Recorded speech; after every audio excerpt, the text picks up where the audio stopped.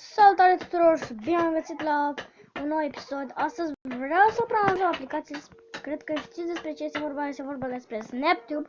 În aplicația asta puteți descărca videoclipuri când nu aveți net.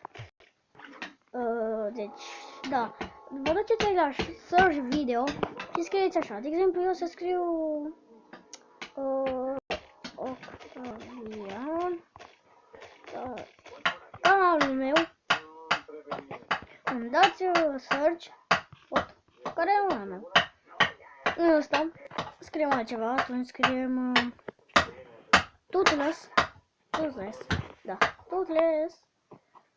Și aici aveți videoclipurile. Uite, de exemplu, eu o să le descarc pe ăsta. Uneori nu vă merge, dați like as. Și vă arăt aici că se descarcă, nu știu de ce m-am intrat pe aici. Nu știu de ce m-a dat pe asta, dar mă rog. Așa. Bun. Se încarcă. Vedeți aici că se încarcă. S-a încărcat. Bun.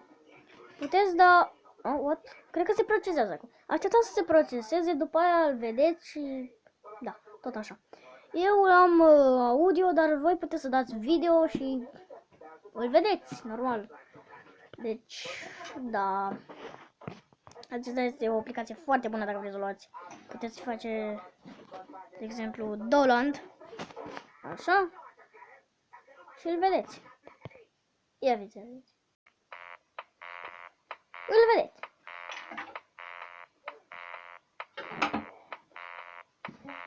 Foarte mișto aplicația. Puteți să o luați dacă vreți. Și da, cam atât face... Ia, stați vă arăt. Vedeți?